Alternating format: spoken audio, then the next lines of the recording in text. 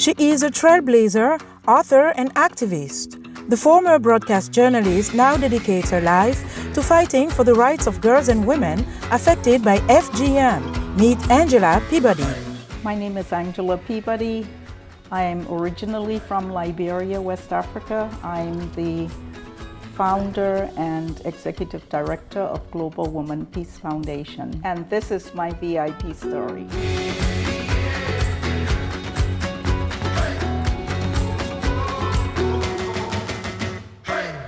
Angela Peabody, thank you so much for joining us on the VIP show. Thank you for having me. You are the founder and executive director of the Global Women Peace Foundation. But prior to that, you were actually a journalist and an award-winning writer. And what I find fascinating is that you are the first Liberian woman to write and publish a full-length novel. How did that come about? Well, I survived one of Africa's bloodiest coups d'etat on the continent in 1980, and I immigrated to the United States. Prior to that, I was a television and radio broadcast journalist, and overnight my life changed. My family and I immigrated to the US after the coup d'etat. We survived it, and I was living with nightmares and reliving every day what we survived. And being a writer, I decided to throw everything, all of my memories and thoughts and my nightmares into the pen. And I started writing my experiences. And that was the beginning of my first book. And when I finished writing the first 50 pages, my family said, "You cannot publish that if you use the real names and the real events," because we still had close relatives. I had brothers-in-law still being held as political prisoners. So I had to then fictionalize my book. Wow. And that's how I became a novelist. And that's how I became Liberia's first woman to write a novel. What did that mean for you? When I wrote the book, I was not aware that no other Liberian woman had written a novel. I was just using that as therapy for myself to be able to get over what I experienced during the coup, because it was a traumatic experience. Mm-hmm. And then after the book was published, I believe one of the Minister of Information, the Liberian Minister of Information and Cultural Affairs, visited the US and met with me and said, "I want you to know that I got a copy of your book and I read it. And do you know that you made history?" And Wow. And I wasn't aware of it. And he said, "You're the first woman. We have already entered you into the Liberian archives as the first woman to ever write a novel." And I was just honored. I did something without even realizing it. I was doing it for some other reason. Unbelievable. Are you still writing? I still write. In fact, I started outlining recently my third novel. I enjoy writing. When I write, that's where I can crawl out of all the chaos of the world and just retreat into another world and live with my characters that I'm creating. It's a wonderful thing. Yes, indeed. So now you are also a humanitarian. You've contributed to many different causes, and you launched your organization, the Global Women Peace Foundation, which primarily addresses issues around female genital mutilation, the injury caused in women's genitalia for non-medical reasons. Why did you take on that cause? Well, growing up in Liberia, being from West Africa, I was exposed to female genital mutilation. It was not inflicted on me, but it was done to girls. One girl whom I knew as a child, and then I saw these little girls that were my age walking around with white chalk all over their bodies. And when I asked my mother, she said, "Oh, I said, "What? Why are they looking like that?" And she said, "Oh, they've been in the bush." But I didn't know what the bush was until years later. I realized that the bush meant what we call in Liberia the Grigri bush, which means it's where they take the little girls at a certain age so that they can go through the passage of womanhood, and the primary thing that is done to them is female genital mutilation, which when I was growing up was referred to as female circumcision. It wasn't until years later, after I immigrated to the US, I was reading about Waris Diary, who is a Somali model, yes, very famous. FGM survivor, and I connected the dots then and discovered that what they were calling female genital mutilation was the same as female circumcision. And then I started reflecting to my childhood and remembering the little girls who looked like me, but then they were covered with chalk and beads all over their bodies, and they were coming from this mysterious bush, as my mother referred to it. And after connecting all the dots, I became infuriated to discover what was actually being done to those little girls. And the more I researched and read, and I started interviewing survivors of FGM, I traveled as far as London to interview some of them, and then I realized what was going on, and I said, I'm going to have to do something about this. So, what is the most critical aspect of this practice to you? Is it the fact that in some circumstances it is done in a way that it's not sanitary and young girls, women die? Or is it the practice itself that take away something from a girl, from a woman, alter their female body?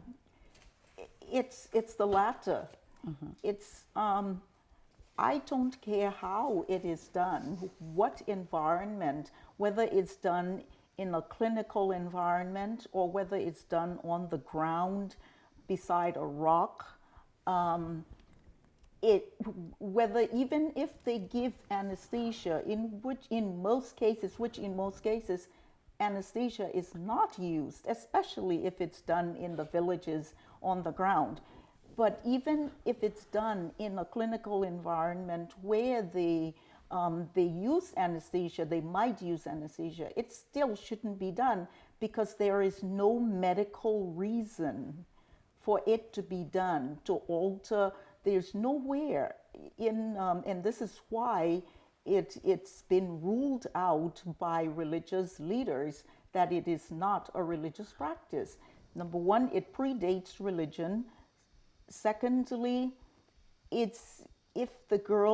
there's nowhere where it says in medical history or in any religion, in any religious book, that you should alter a girl's genitalia, external genitalia. It's no reason for doing it except that it's meant to control a woman's desires and a woman's sexual desires. That's the reason why it's done.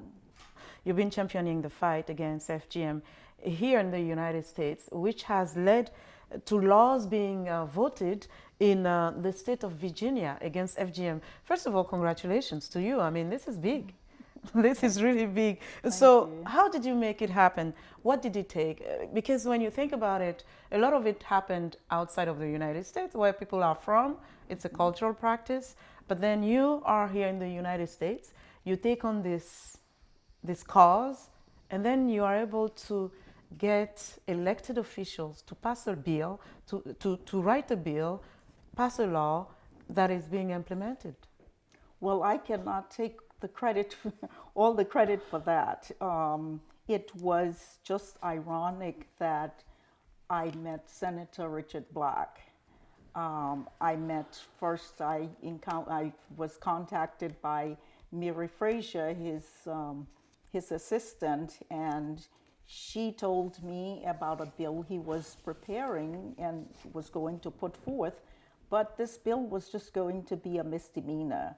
And she said a lot of the other organizations that advocate against gender-based violence, which includes FGM, were not interested in supporting it. And I jumped to the opportunity and said, because I just have this passion about ending FGM, and anything that is going to, it is prospect of ending it, I'm going to jump to it. And I said, we will support it. And that's how it all started.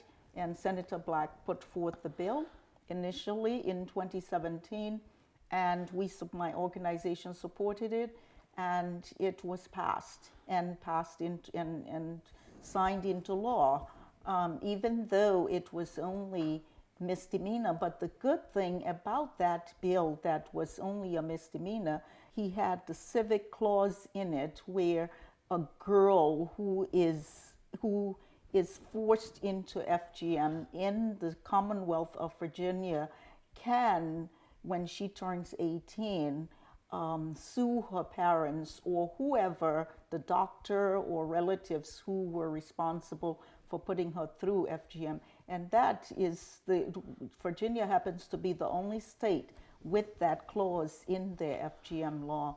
And I'm really proud of that, to be a citizen of Virginia and have that clause in there. And then the following year, we went back to Richmond with the help of Senator Black, and we testified for that same law to be amended and have a harsher penalty.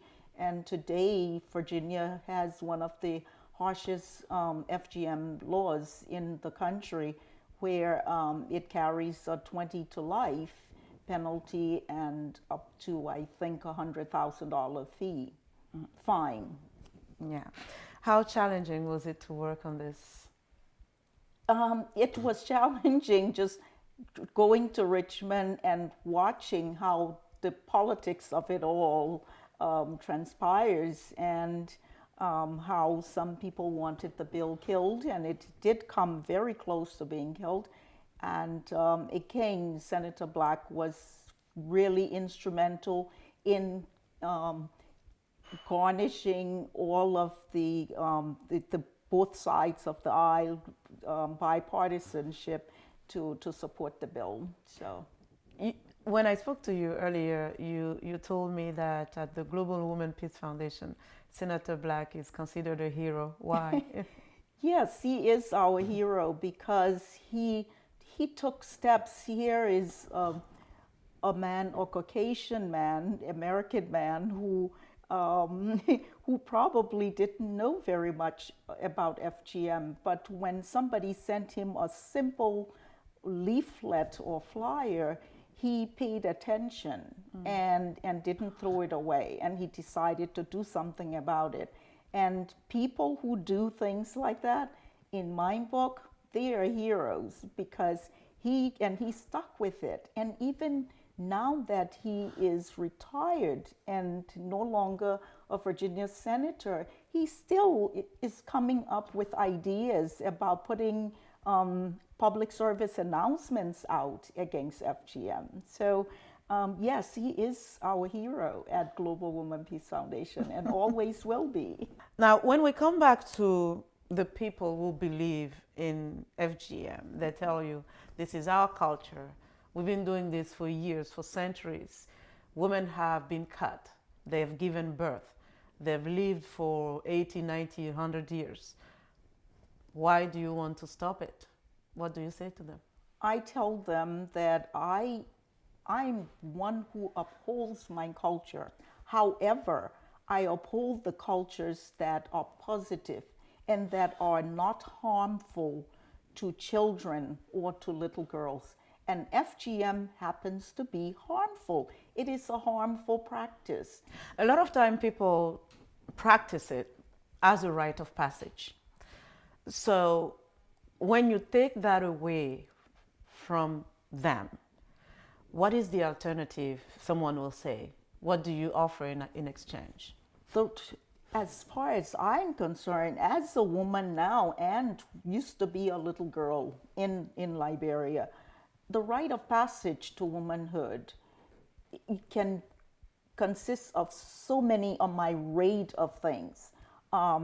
Teaching the girls how to be a woman, how to be a respectable woman, how to be a mother, how to be a wife, how how to be a politician, how to be a leader in the community. There are so many things that you can teach a girl to prepare her for womanhood, rather than pin her down, restrain her forcibly, and cut off part of her external genitalia. What part of that, tell me, is preparing her for womanhood? What kind of woman do you expect her to be? If you alter what makes her a woman, that's part of what makes her a woman. Yes. That's what's going to help her become a mother and a grandmother later on. How are you going to do that? So what I say to the women who practice it, I tell them, look, or to the mothers who are considering doing this to their daughters, I say, you someday want your little girl to give you a grandchild. She might not be able to do that if you put her through this, because if she survives, she might be totally scarred. Some of the medical effects of FGM are just unbelievable. They are left with terrible tissue, keloids, Hemorrhage, infection. Yes. So talk to us about what your organization does on a daily basis. Let's say, for example, a young woman calls you and she say, I was cut or I will be cut. What can you do for her?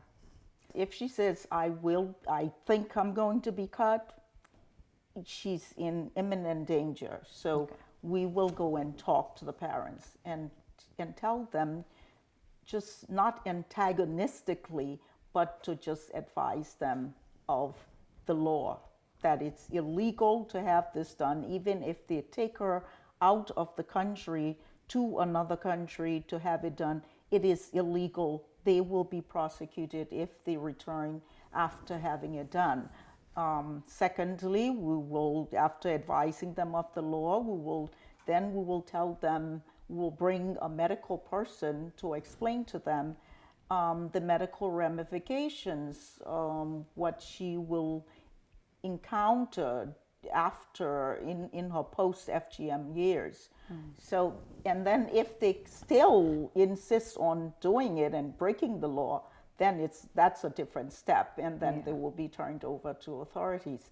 So that's how we would handle a girl who is in danger, at risk of it being done to her, and she comes and reports it, which is very rare in the US, because the girls don't really know that it's going to happen to them. They are caught by surprise.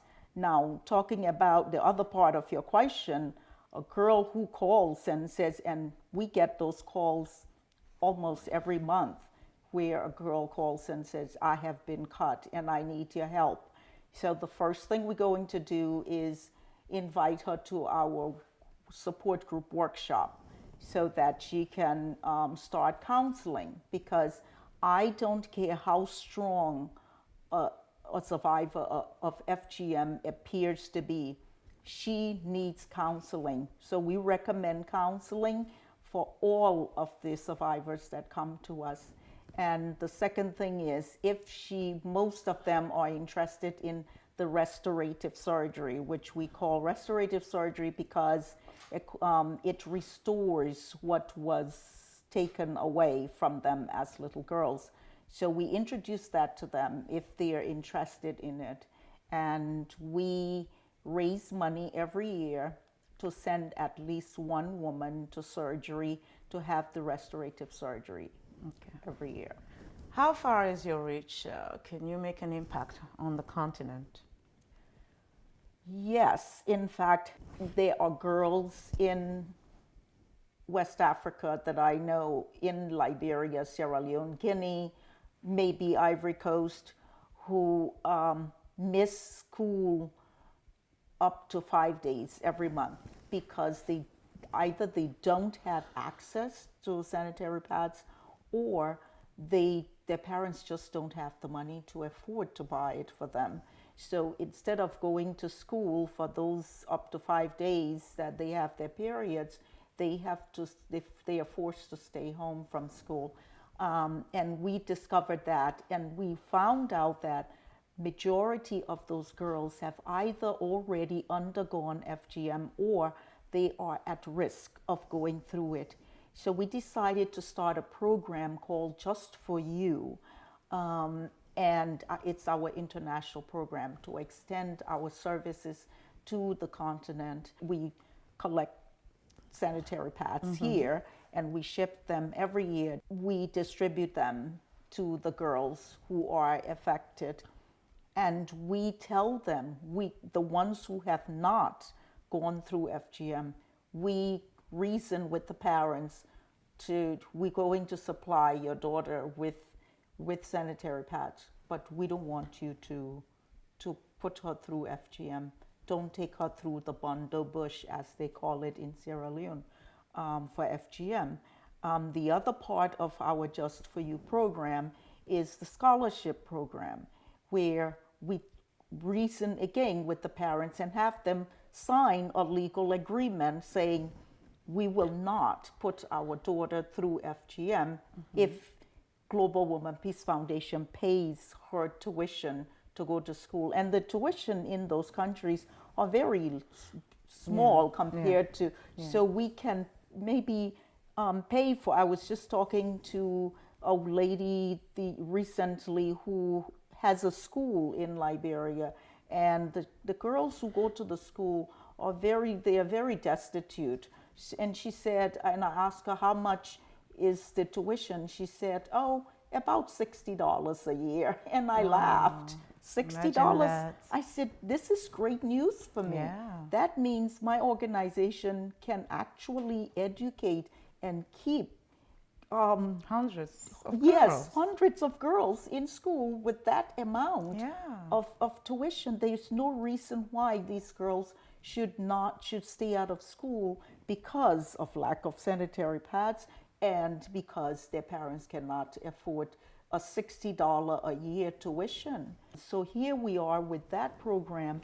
We are not only preventing it from happening, but we are also educating the girls. Okay, Angela Peabody, it was such a pleasure to talk to you, and really the work you do is fascinating. We really hope for the best for the next step in your career or your calling in fighting and protecting girls against this practice, FGM. Such a pleasure to talk to you. Thank you, and thank you for always, this is not the first time you've interviewed me about FGM.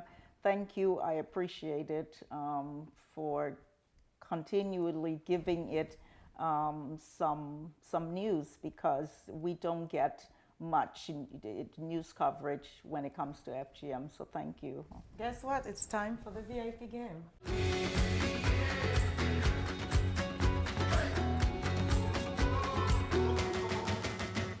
So this is a very simple game.